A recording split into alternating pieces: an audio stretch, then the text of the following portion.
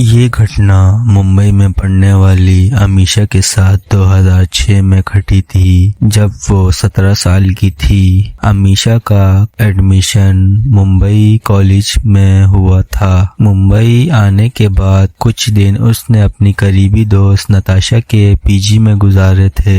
नताशा अपनी कॉलेज की दोस्तों के साथ रहती थी। बहुत सारे लोग घर में होने की वजह से अमीशा को वहाँ पढ़ाई करने के लिए शांति नहीं मिलती थी, तो उसने अपने कॉलेज के पास ही एक घर किराए पर ले लिया। पर उसे नहीं पता था कि उस घर में कुछ ऐसा है जो उसे कभी उस घर से निकलने नहीं देगा। अमीशा उस घर में मंडे को शिफ्ट हुई थी ताकि वो आराम से उस घर में सेटल हो जाए। शिफ्ट करते करते उसे एक कोने में एक पुरानी अंगूठी मिली। उसने ज्यादा ना सोचते हुए उसे अपने बिस्तर की साइड टेबल की एक ड्रॉर में रख दिया। सामान इधर उधर करते हुए अमीशा इतनी थक गई थी कि बेड पर लेटते ही उसे नींद आ गई। उसको अपने कान के एकदम पास एक लड़के के रोने की आवाज आने लगी। धीरे धीरे वो आवाज बढ़ने लगी और फिर अचानक बंद हो गई। अभी उसको घर के कोने से किसी के जोरों से चिल्लाने की आवाज आई और उसकी आंखें खुल गईं और जो उसे अभी तक एक बुरा सपना लग रहा था वो हकीकत में उसके साथ हो रहा था। उसने हिम्मत करके आसपास देखा तो वहां तो कुछ नहीं था, पर वो रोने की आवाजें अभी भी आ रही थी। अमीशा ने कमरे से बाहर निकलने की कोशिश की तो उसके कमरे का दरवाजा जाम हो चुका था। वो रोने की आवाज सारी रात अमीशा को सताती रही, लेकिन जैसे ही सुबह हुई वो आवाज बंद हो गई। अमीशा उसके बाद दरवाजे के पास गई तो वो दरवाजा अपने आप ठीक हो गया था। अमीशा ने पूरा घर चेक किया लेकिन कहीं पर कुछ भी बदला हुआ नहीं था। सब एकदम ठीक था।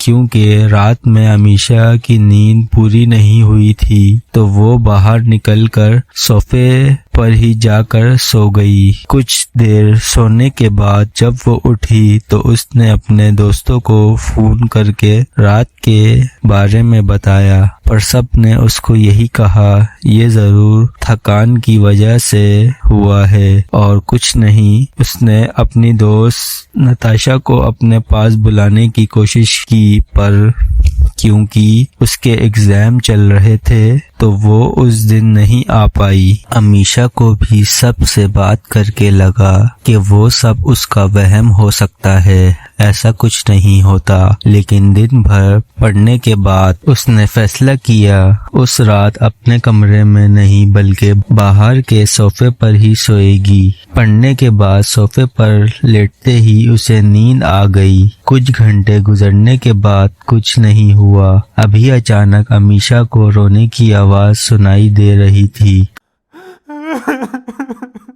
और उसे ऐसा महसूस हो रहा था जैसे कोई उसको खींच रहा है। लेकिन जैसे ही अमीशा की नींद टूटी और आंखें खुली तो उसने देखा कि वहां कोई नहीं था। उसे लगा ये फिर से उसका वहम है और वो सब कुछ छोड़कर फिर से सोने लगी। कुछ देर में दोबारा उसकी आंख लग गई। वही रोने की आवाज सताने लगी और इस बार वो एक अजीब सी घुटन महसूस कर रही थी। सारी रात उसके साथ यही होता रहा। अगले दिन अमीशा ने अपने घर के आसपास पड़ोसियों से बात करने की कोशिश की, लेकिन वो लोग इस बारे में कुछ नहीं जानते थे क्योंकि वो कुछ ही सालों पहले यहाँ शिफ्ट हुए थे। उसने परेशान होकर मकान मालिक को कॉल की, लेकिन मकान मालिक को फोन नहीं लग रहा था। अमीशा ने सबकी बात मानकर एक दिमाग के डॉक्टर को बुलाया,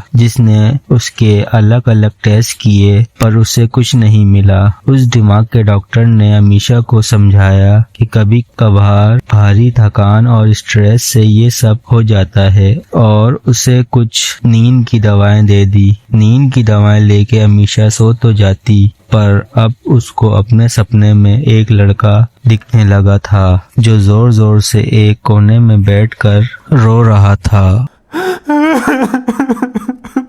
और सपने में अमीशा के लाख रोकने पर भी एक घर की छत से छलांग लगा लेता।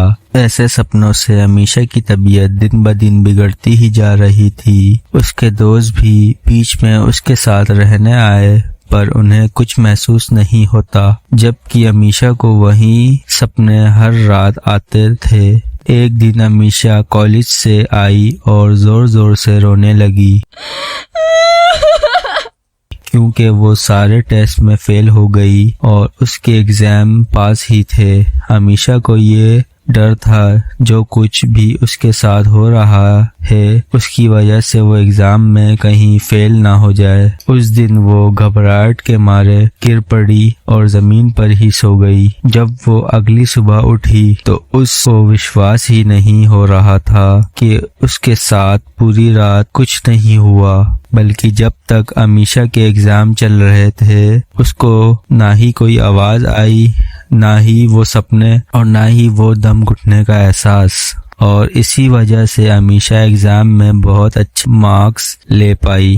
अमीशा बहुत खुश थी कि वो रात खाना खाते खाते सो गई, लेकिन उस रात फिर से उसे वही रोने की आवाज वापस आई। जब अमीशा ने ध्यान से सुना तो इस बार आवाज रोने की नहीं बल्कि हंसने की आ रही थी। उसको ऐसा महसूस हो रहा था जैसे किसी ने उसको कस के पकड़ा हुआ है। उसने डर के मारे आंखें खोली तो उसने देखा उसके सीने पर एक लड़के का हाथ है जिसका जिस्म सड़ा हुआ था और वो उसके बराबर में लेटकर उसको जोर से पकड़ा हुआ था और हंस रहा था। और वो लड़का कोई और नहीं, वो वही लड़का था जो उसके सपनों में हर रात आता था और एक घर की छत से छलांग लगाता था।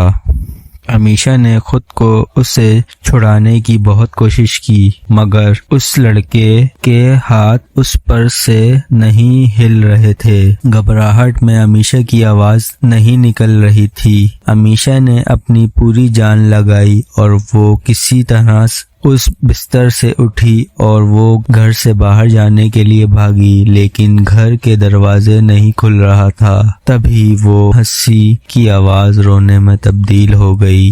वो लड़का अमीशा का पीछा करता हुआ कमरे से बाहर आया तो अमीशा बहुत डर गई और अपनी अलमारी में जाकर छुप गई। अमीशा ने जल्दी से अपनी दोस्त नताशा को कॉल की। उसने नताशा को पूरी कहानी बताई कि उसके साथ इस घर में क्या हो रहा है और उसे जल्दी से घर आने का बोला और कहा कि मुझे बचा लो। अमीशा अलमारी में छुपी हुई थी कि अचानक वो लड़का उल्टा चलता हुआ अलमारी के उस पार आ गया।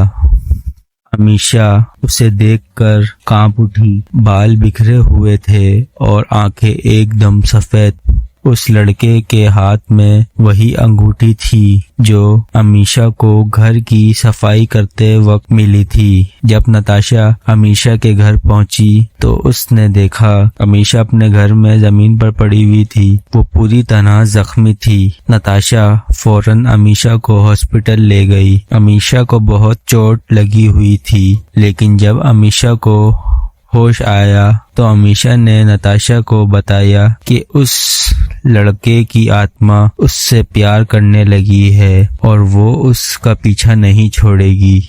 अमीशा हॉस्पिटल में आहिस्ते आहिस्ते ठीक हो रही थी, लेकिन एक रात पता चला कि अमीशा ने हॉस्पिटल के टेरिस से कूदकर अपनी जान दे दी। अमीशा की लाश के पास से वही अंगूठी पाई गई है। नताशा को कभी समझ नहीं आया कि अमीशा दिमागी तौर पर बीमार थी या फिर सचमुच उस लड़के की आत्मा ने उसके साथ ये सब किया था। भले जो कुछ भी हो, उसने अपनी खास दोस्त को खो दिया।